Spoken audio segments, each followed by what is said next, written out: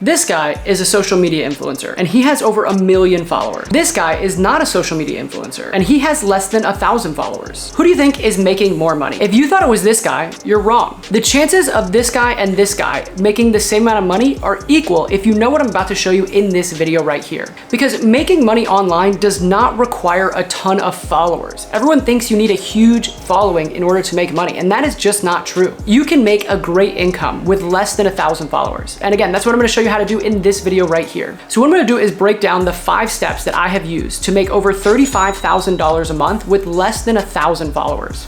Now, the first most important part of all of this is you have to learn a high income skill. There are certain skills out there that are just in demand, and there are companies that need people that do these things. So what I'm talking about is like media buying, copywriting, content creation, operations optimization, and automations. There are a ton of skills out there that just directly relate to helping people make money. Now, this isn't gonna be the case if you're super into like creative writing or crocheting or something like that. It's not about something you're passionate about. It's about having a high income skill that companies need and that they can attribute a direct ROI or a return on their investment when they hire you. That is super important about the skill that you have. But again, there are tons of these skills, and like most things in life, once you actually start studying them and getting pretty good at them, they can be pretty fun. One of the things that I have found out of all of these things when I try to learn them and expanding my skill set and all that stuff is you want to do things that actually slant toward your personality type. So depending on whether you're more analytical or creative, there are different options out there. And actually, so if you'll just stick around to the end of this video, at the end of these 5 steps, what I'll do is I'll just tell you exactly how I figured out the way that my brain works and how to choose what skills are right for me. And you can actually just go take that same test and it'll tell you how your brain is and what skills would be best for you. But again, like media buying, lots of companies need media buyers. That's a huge in-demand skill right now. Lots of companies need copywriters. That's a huge in-demand skill right now. Content creation. Every company is trying to create content.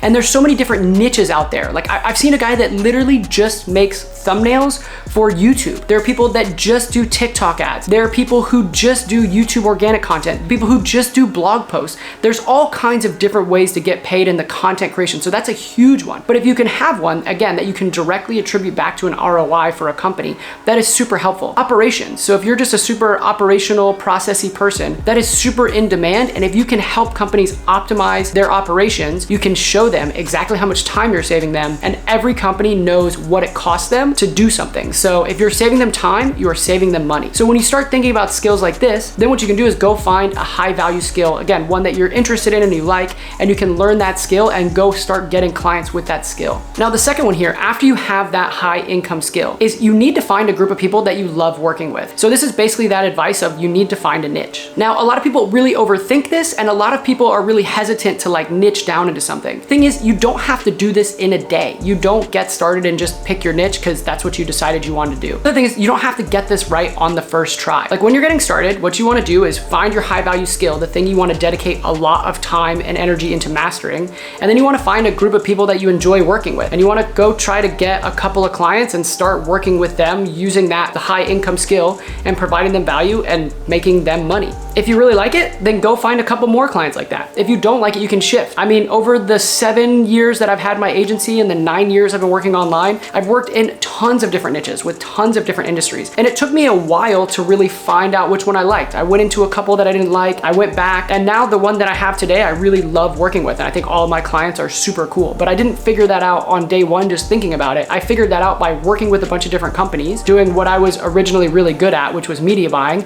And then I figured out which one of these companies I liked working with best. One little trick I would give you with this though, is like make sure that the companies that you're working with have money. That's a really helpful thing to have when you're trying to pick your niche. Because if they have money, they can pay you money. It's really hard to get people that don't have money to pay you lots of money. And the more money you can make someone, the more money they will happily pay you. So when I first got started, I actually worked with local businesses. And the challenge I had with local businesses was I wanted to charge them more money. They just didn't really have that much more money to pay me. And they had a pretty fixed marketing budget that they weren't gonna go over. So we were kind of in this predicament of like, they're not gonna go over their marketing budget. I want to get paid more. So what did I have to do? I just had to go find a different person to work with. And today, my first client, I think I charged them $800 a month. Today, our contracts start out at like $15,000. The big difference there, we're still doing a lot of media buying. We've gotten a lot better at it over the years. But the big difference is like, who are we selling these media buying services to? Get your high value skill, go find people you love working with and start working with them. And then this is where we're gonna get into the content creation part. it took me way too long to start creating content. I waited years before I started creating content. And so what I'm sharing with you actually in this video is what's been super helpful for me with content, because once I started making content, everything got easier. The biggest thing to do is you want to pick a platform that you like, something that suits your content creation style. So I like making videos, so I'm doing YouTube. If you like writing, you could do different like Substack, and there's different blogs and newsletters that people do these days. If you like short form stuff, people do Twitter, people do TikTok, whatever it is, whatever you like making, just find one platform that you like and then go start making content for your audience on that platform. You can talk about what you know, you can talk about what you're learning, you can talk about what's been working for your clients, what hasn't been working for your clients, you can talk about case studies, and a big one is answer questions that you get a lot. So a lot of my content that I create literally comes from taking sales calls, and people ask me questions all the time, and then I turn around and write that down on my list and I go make content about that thing, because I know that these are the questions that people in my market have, and then I answer that question, and then I'll start using that content later on in this fifth step of this process. So that's the big thing, is like start making content about your journey, your process, what you're doing with your clients, what's working, what's not working, case studies. Again, answering questions you get a lot. You want to start making that content and you want to start populating it on one social media platform channel that you like. Again, I really love YouTube because I think video is the best, and I just think YouTube's probably the best platform for this. But if you hate doing video, there are other options, right? You can grow a newsletter, you can do all kinds of things, but you just want to make sure that you're starting to get consistent, building that habit and building that muscle of creating regular content. Now, step number 4, this is the one that most people didn't tell me, and I kind of had to figure this one out. Well, hey, if you're making all this content, people are just gonna find you, they're gonna start reaching out to you, you'll start getting clients, and that'll be great. I have found that that is not the case, especially if you are in a space that is highly competitive. There are lots of other people who already have brand and reputation, and they kind of stick out in an industry. And so what you need to do while you're doing this is, while you're making your content, is go find groups where your people hang out online and go start networking and connecting with people there. And I mean, I find a lot of great people in Facebook groups. I found people in Discord channels, find people on Twitter, and a lot of paid communities I have found to be so helpful. So if you have to pay 25 or 50 bucks a month to get access to a group of business owners where they're talking about ideas around what you like, the industry that you work in, that's a great idea, because you're getting into a group of people that there's already a little barrier to entry because you have to pay some money. But if you can afford 25, 50 bucks a month, it's always worth it, because now you're starting to get to people who are serious and paying money. Once you start getting in there, you want to just start talking with people, networking, answering people's questions. What you're starting to do is, instead of waiting for the search engines showing your content and you just start ranking on YouTube, which is going to take forever. You might do YouTube for a year or two before you start ranking, right? Look at our channel. We've got like less than 700 people right now, but we get great deals and we get clients from our YouTube content. How? Because I go out and I network with people. I share my YouTube content. I share what we're working on, and then they get to start consuming my content before we get to the sales process, which is the really key step in all of this. Step number 5. This is where we want to start conversations. We actually want to get people in our pipeline, and we want to sell them our high ticket services. And this is where we've been out networking, we're creating content, we've got a high value skill, we know who we're going after, we're creating stuff specifically for them. Then we want to start engaging people and having conversations like, hey, you sound like you have this problem. Would you want to talk about this? I'm sure I can help you with this. And we actually want to start having sales conversations. In this process, we want to link them to our content and our resources, because what I have found is when I didn't make content and I would get on sales calls with people, I had so much friction to get them to work with me because they had never heard of me before. They'd never consumed anything I'd ever created. And then I had to go from that to getting this person to give me money. And I had to build up a lot of trust and authority. And that was very difficult to do on 1 or 2 sales calls. Since I've been creating content and using this strategy that I am sharing with you right now in this video, what happens is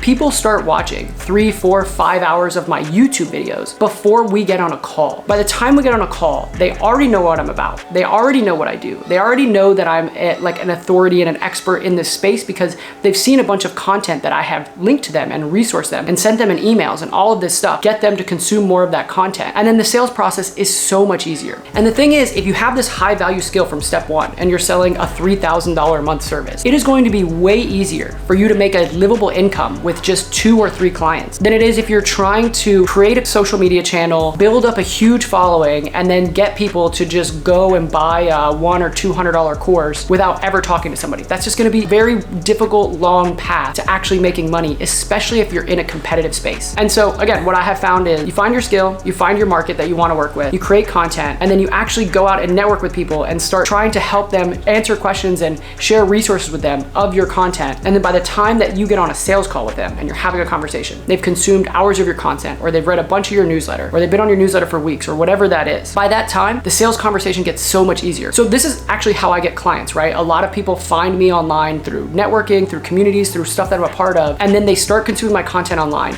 And by the time we get on a sales call, it is so much easier for us to sell them because they've just consumed so much of our content and they see us as experts and authority in this space that is extremely competitive. So again, in summary, right? Go get a high value skill. You want to find people that you really love working with. You want to start producing content that actually gives them value, answers their questions, shows you as an authority, talks about what you're learning. Then you want to actually spend time every week going out, networking, finding groups, finding places where business owners and the people you want to work with hang out, and then link to them those resources. And then when they seem to enjoy them, when they like them, get them on a call and start talking about them actually signing up for your full done for you services that you're going to do every single month. So that's it. That is actually my content strategy and how I do everything. And that's how I actually make $35,000 a month or more with this little channel that you see right here that's got like less than 700 subscribers. Now, this one test that I found so helpful is there's a bunch of different personality tests out there for entrepreneurs. The one that I found really helpful is one called the Wealth Dynamics test. And I actually found this being a part of one of these paid groups that I told you about. And everyone was talking about this Wealth Dynamics test and everyone was taking it. And what we found was like, there was a certain group of people who were like mechanics, they're more operations minded. Those are the guys who are doing more like ops. There's accumulators and there's lords is what they call this. You can look at this all up online on the Wealth Dynamics test. These people are typically more media buyers. They're more analytical. They look at numbers, spreadsheets, strategies. This is like really where I fall. And then there's people who are like creators and stars. And these are people who are typically copywriters and content creators. And so once I took this test, it really helped me realize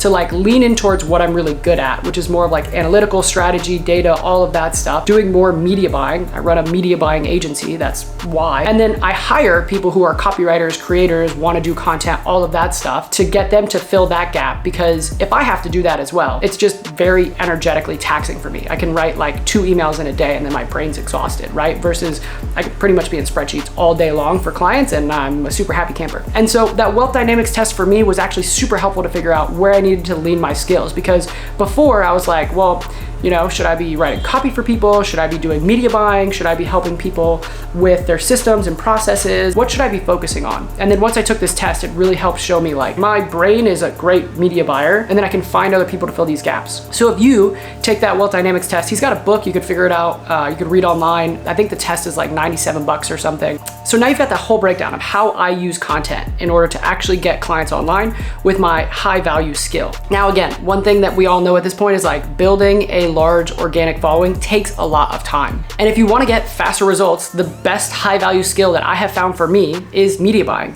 So if you want to check out this video right here, this will actually show you how you can get started media buying, even if you don't have any experience at all, in this video right here. So click right there and I'll see you in that video.